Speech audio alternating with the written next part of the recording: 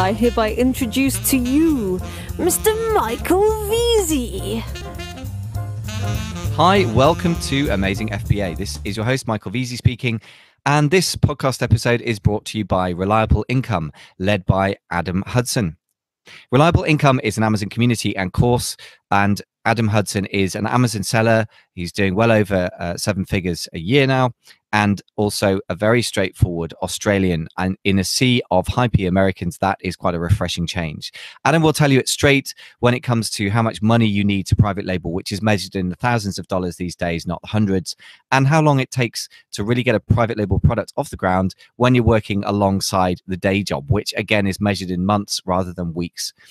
Now, alongside that, Adam, however, is a very, very positive guy, and he has a lot to offer in terms of getting a really great positioning on Amazon for your product. So high quality products selling at a really good price and keeping the competition at bay, which it's never been a smarter time to adopt that strategy than in 2018, when Me Too or Cheap are just going to be trashed by the Amazon crowd or have their price disappear into the floor overnight. So I really, really think his approach is sustainable. Hence, I think that Reliable Income is a very good word for his type of training. If you want to find out more about Adam, as I said, amazingfba.com/Adam. If you want to find out more about his training and or take the 4-part video training course, which is free, go to amazingfba.com/reliable, RELIABLE.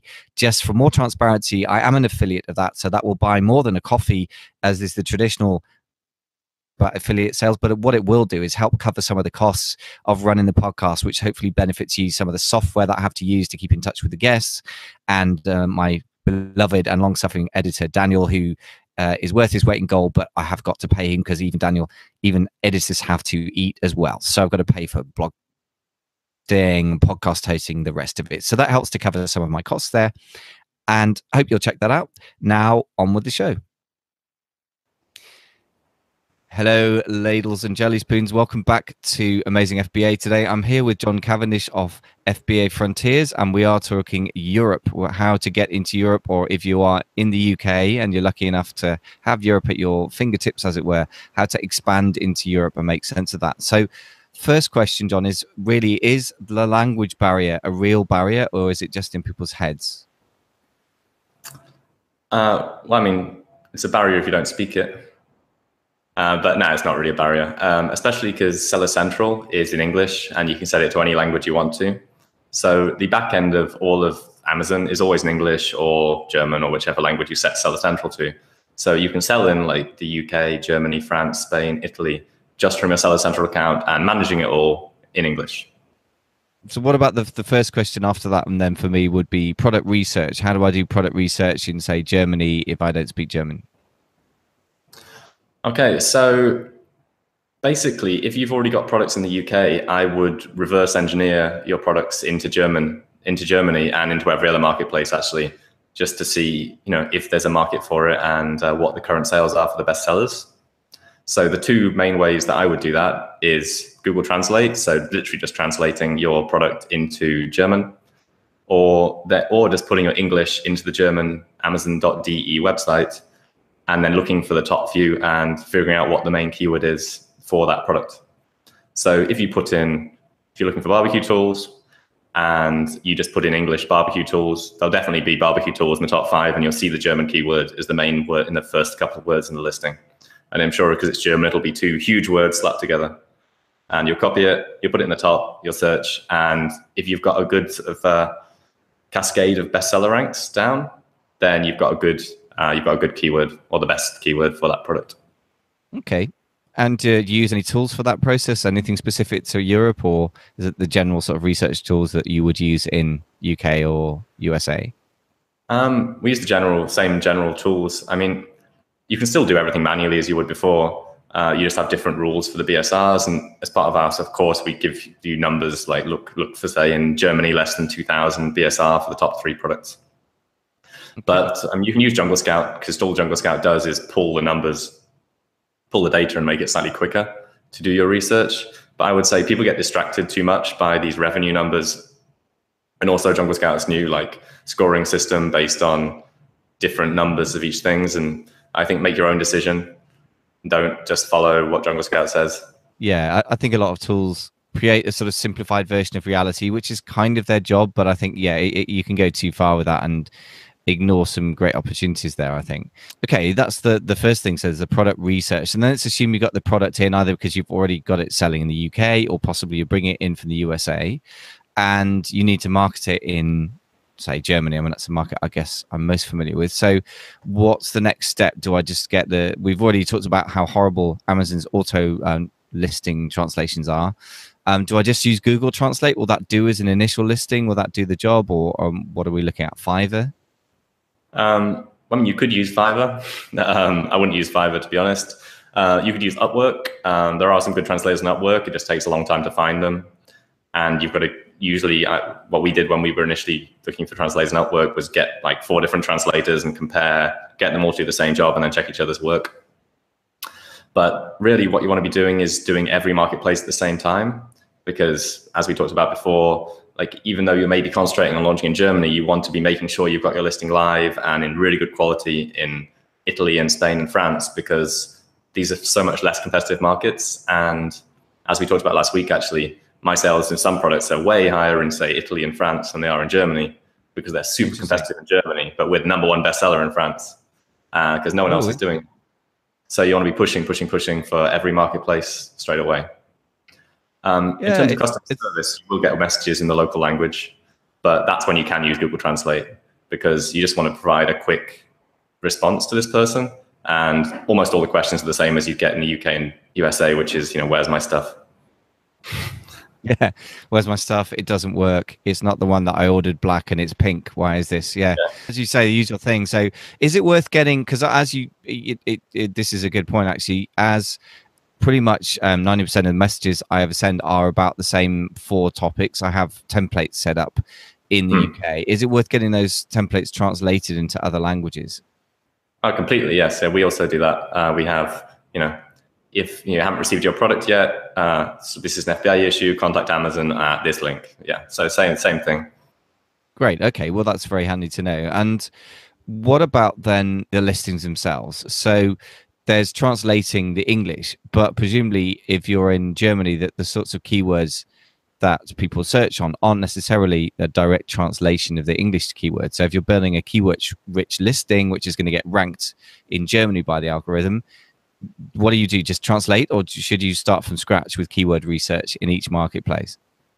So the way that we do it as a service is that we do all the keyword research first, and then we send the English listing to the translator along with all of the keyword research, so that they can basically rewrite the copy of the listing to include, to optimize for the keywords, and work with, translators who are used to writing sales copy on Amazon. But I mean, that's the thing to do, is to use the keyword research tools such as ASIN Inspector, Google Trends, everything we talked about last episode, and then give that to your translator along with your English listing. And obviously make sure you've got a good English listing, because we run a translation service and you'd be surprised how much of what we're asked to translate isn't particularly good quality.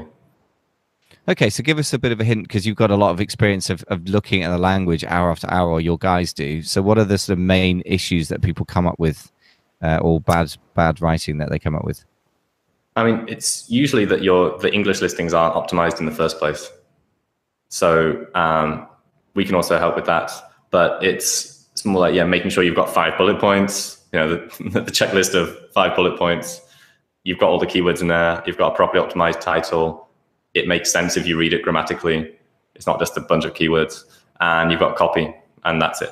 Like, that's the basics you need. And then our translators can work from there.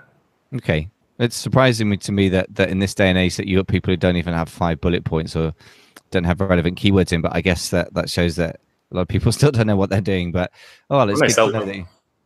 Yeah, they sell a lot better if they have proper listings. Yeah, makes a lot of sense.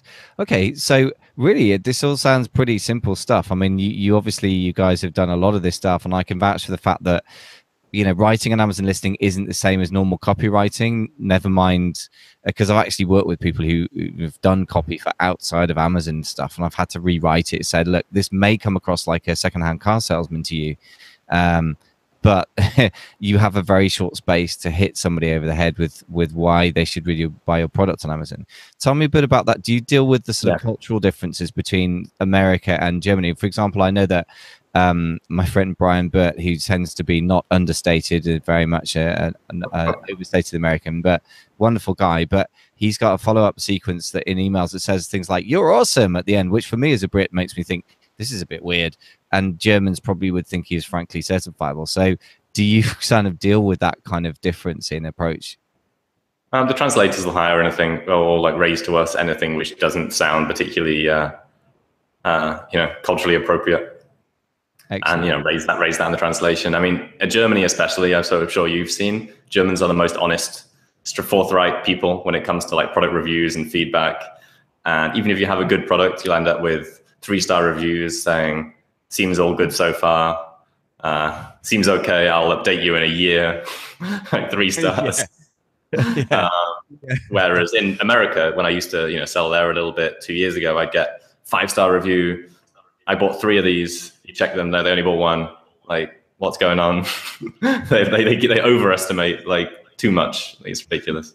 Yeah, it is a different marketplace in terms of the mentality, but you get used to that. I have to say, you just need to put really good quality products into Germany. In my experience, if you put something duff in there, they'll tell you, but then that's kind of fair enough. Another question about that then, in terms of translation, obviously one of the most important things we can do to get reviews, hopefully positive ones, and or to head off negative reviews by getting people to get in touch with us instead of leaving reviews, is the follow-up sequences and emails. And is that something that you will address in terms of translation as well?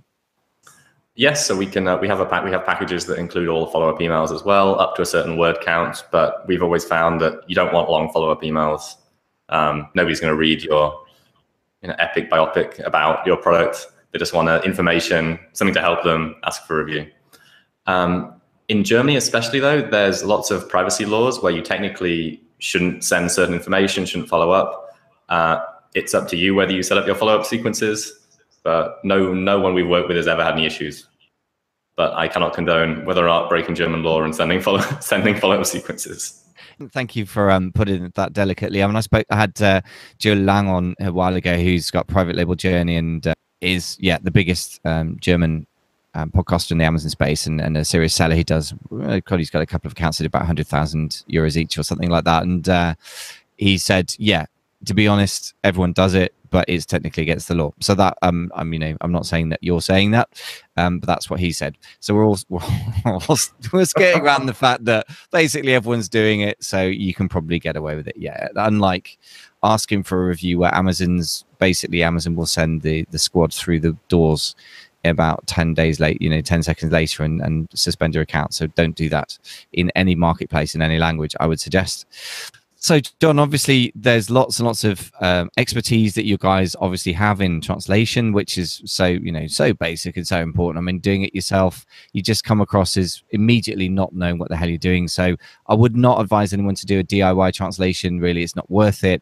By the time you paid for all the inventory and registered for VAT as well, if you're an American or if you're doing pan-European, etc., just go the extra mile, I would say. So, John, where do we find you, and how do we get? I believe you got an extra special deal for the listeners. How do we get those? Where are those goodies for us?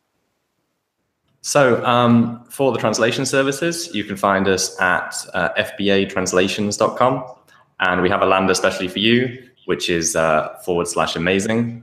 And if you go to that, whoever goes there will get a discount from listening to your podcast. I can't remember exactly what it is, but it's a good discount. I think it's 50 euros off the package and 20 euros off a single, but you can check that yourself. It'll be at least that.